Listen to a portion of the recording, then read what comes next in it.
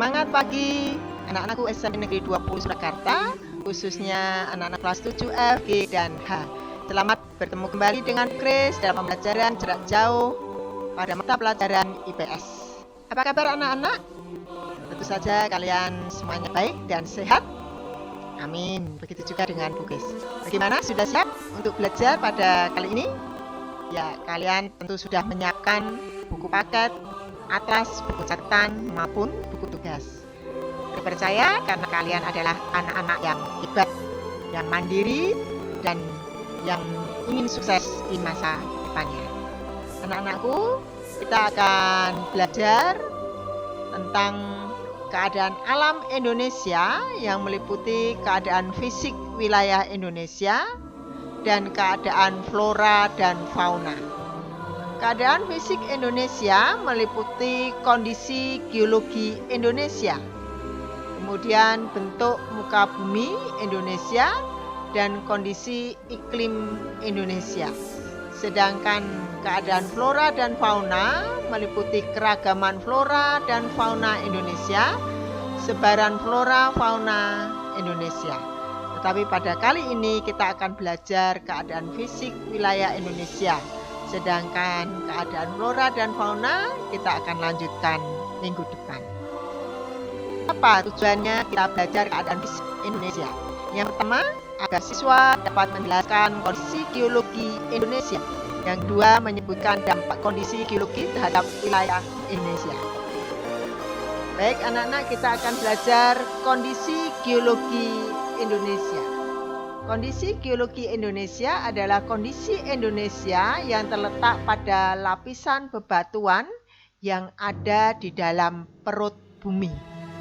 Ternyata kondisi Indonesia di bidang geologi ini, Indonesia terletak pada pusat pertemuan dua jalur pegunungan besar, yaitu Sirkum Mediterania dan Sirkum Pasifik.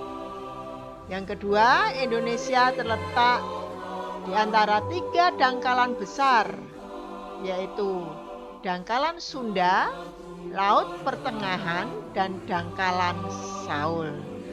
Kemudian yang ketiga, Indonesia terletak di antara tiga lempeng utama di dunia, yaitu lempeng Australia atau Hindia Australia, yang kemudian yang kedua lempeng Eurasia, dan yang ketiga lempeng Pasifik.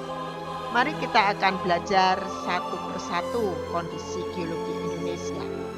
Yang pertama yaitu Indonesia terletak pada pusat pertemuan dua jalur pegunungan besar, yaitu jalur atau Sirkum Mediterania, yaitu garis merah ini, yang dimulai dari Laut Mediterania sampai dengan Laut Banda, yang melewati Indonesia, yaitu mulai dari Sumatera, Jawa, Nusa Tenggara, kemudian Sulawesi, dan Maluku.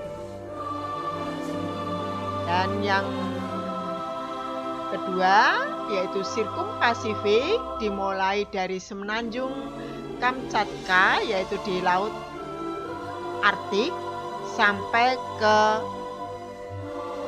Lautan Pasifik yang kemudian dikenal dengan nama Sirkum Pasifik. Nah, Sirkum Pasifik ini yang melewati Indonesia, yaitu di bagian timur adalah Papua. Anak-anakku, Sirkum Mediterania menyebabkan di Indonesia banyak gunung api atau gunung aktif, yaitu mulai dari Sumatera, Jawa, Nusa Tenggara, Sulawesi, dan Maluku. Dan Papua yang dilewati Sirkum Pasifik hanya mempunyai gunung pasif atau gunung tidak aktif. Sedangkan wilayah Indonesia yang tidak mempunyai gunung adalah wilayah Kalimantan. Nah, ternyata dengan banyaknya gunung api di Indonesia ini, maka berdampak bagi Indonesia atau berpengaruh bagi Indonesia. Pengaruhnya apa? Yaitu kalau gunung itu meletus, maka abu vulkanik yang disemburkan itu akan menyuburkan tanah. Kemudian materialnya yang keluar dari perut gunung itu dapat dimanfaatkan untuk bahan bangunan, juga menyimpan mineral dan hasil tambang. Tapi juga ada dampak negatifnya. Dengan adanya gunung meletus, maka terjadilah bencana, yaitu dengan keluarnya lahar panas. Dan ini menyebabkan kematian bagi makhluk hidup di sekitarnya, baik itu manusia, hewan, dan tumbuh-tumbuhan. Kemudian terjadi gempa vulkanik dan juga terjadi tsunami apabila gunung itu berada di tengah laut, seperti Gunung Krakatau yang terletak di Selat Sunda, yaitu laut antara Pulau Sumatera dan Pulau Jawa. Kemudian ada gunung yang meletus di Indonesia yang dahsyatnya luar biasa dan ini berdampak sampai ke luar negeri. Gunung itu adalah Gunung Tambora yang meletus pada tahun 1815 dan Gunung Krakatau yang meletus pada tahun 1885.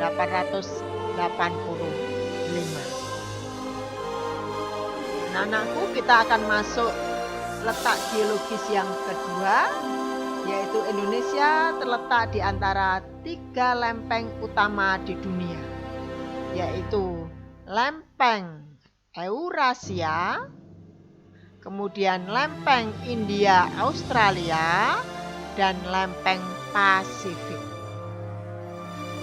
Lempeng-lempeng tersebut bergerak aktif mengepung Indonesia. Lempeng Indo-Australia atau India-Australia ini bertabrakan dengan lempeng Eurasia di pantai barat Sumatera, kemudian selatan Jawa, Bali, Nusa Tenggara, sehingga di sepanjang pantai barat Sumatera Selatan, Jawa, Bali, dan Sulawesi, ini semua merupakan daerah rawan gempa tektonik. Dan apa dampak dari Indonesia ini terletak di antara 3 lempeng dunia? Yaitu dampak positifnya, kegiatan gempa tektonik itu banyak ditemukan sumber daya tambang dan mineral. Tetapi dampak negatifnya, banyak korban manusia yang meninggal, cacat, bahkan juga korban harta. Ya, karena banyak rumah yang roboh, ya, sehingga mereka kehilangan tempat tinggal dan harta lainnya. Kemudian kita akan lanjut pada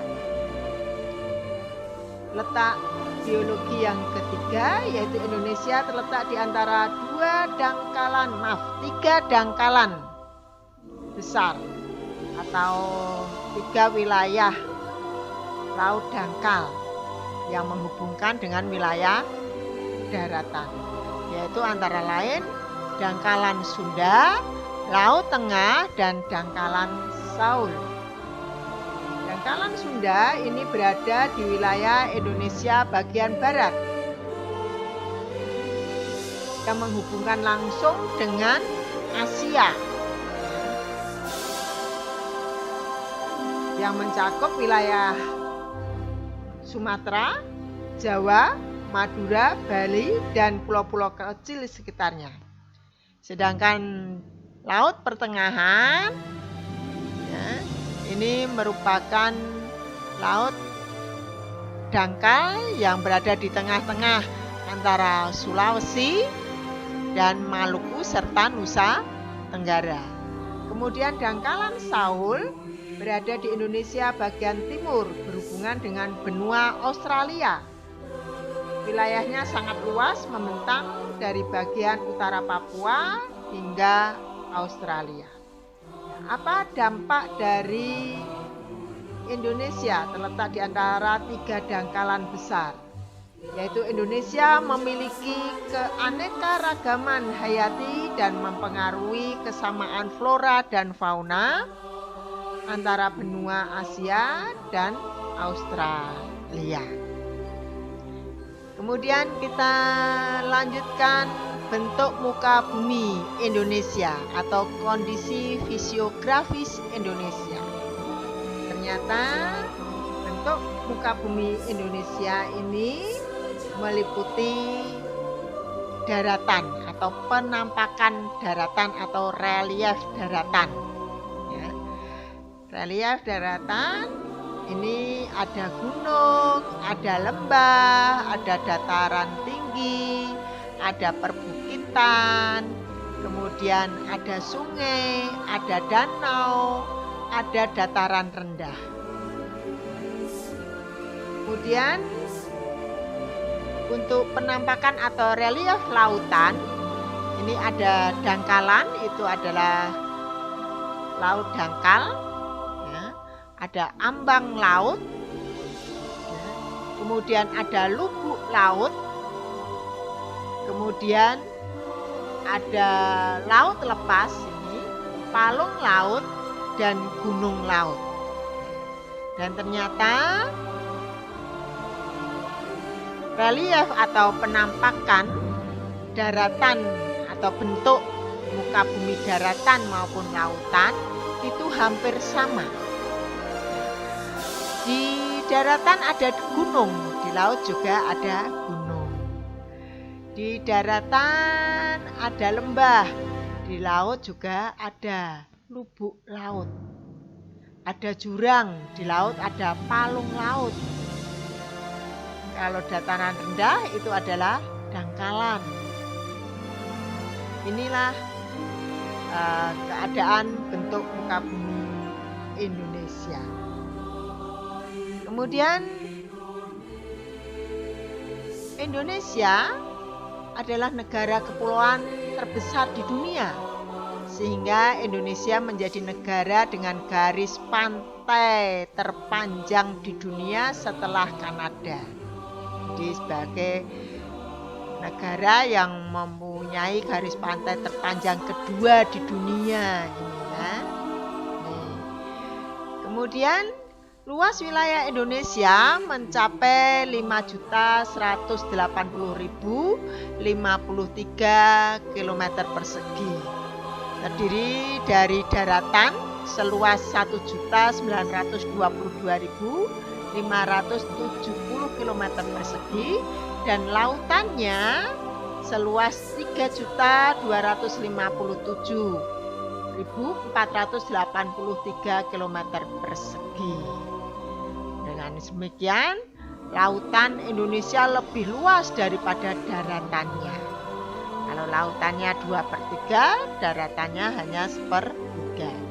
Jumlah pulau di Indonesia itu mencapai 16.056 pulau. Ini data tahun 2018. Inilah anak-anak.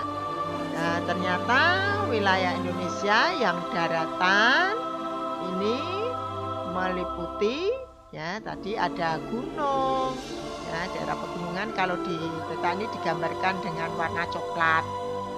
Warna hijau apa? Warna hijau perbukitan. Warna oranye apa? Dataran tinggi.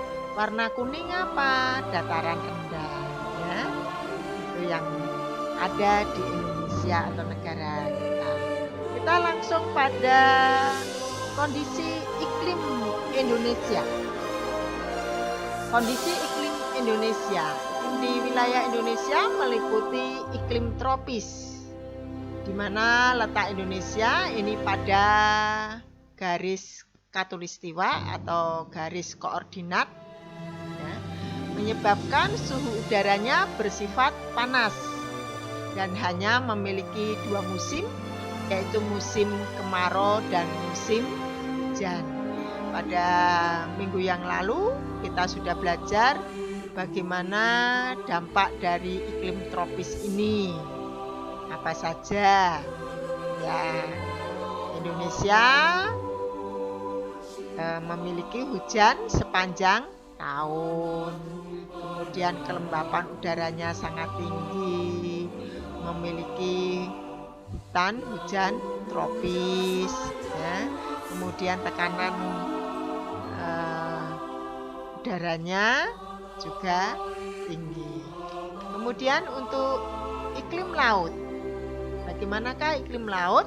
Ya, iklim laut ini Indonesia memilikinya karena Indonesia merupakan negara kepulauan yang memiliki banyak wilayah laut. Tadi sudah kita pelajari, ada 2/3 wilayah laut dibanding dengan wilayah daratan, mengakibatkan penguapan air laut menjadi udara yang lembab dan kemudian turun menjadi curah hujan yang tinggi.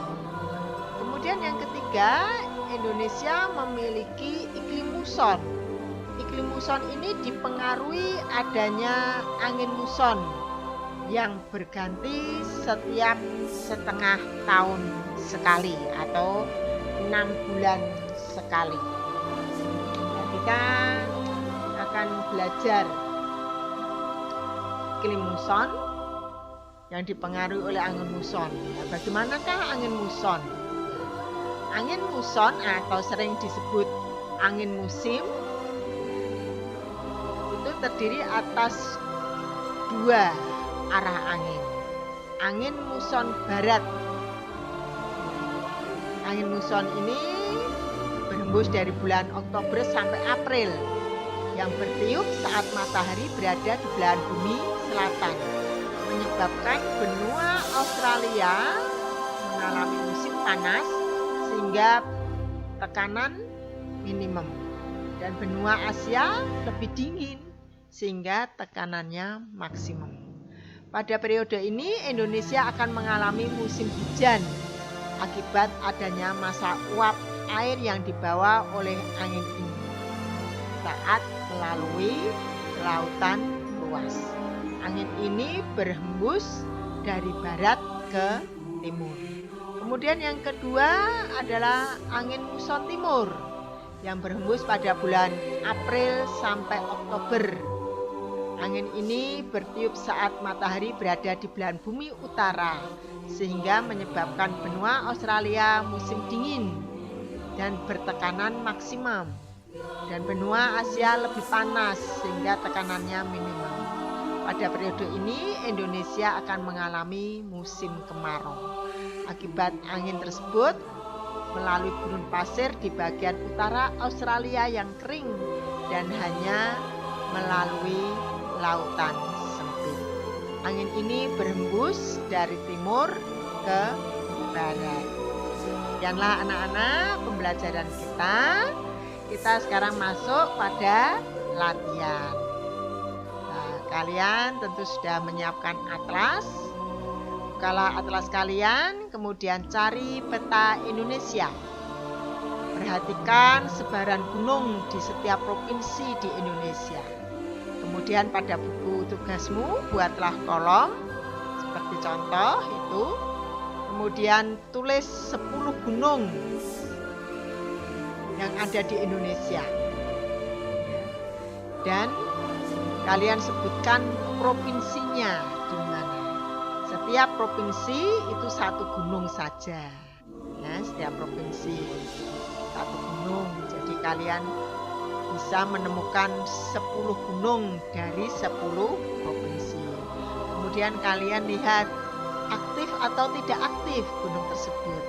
Artinya gunung itu meletus ya, atau tidak, atau pernah meletus atau tidak ya, karena ada yang gunung aktif kemudian tidur sampai beberapa puluh tahun kemudian bangun lagi meletus, seperti gunung yang saat ini terus meletus di daerah Sumatera ya, yaitu kita sudah tahu semuanya. Baik anak-anak, kita akhiri pembelajaran ini. Selamat belajar, sukses selalu, dan salam sehat.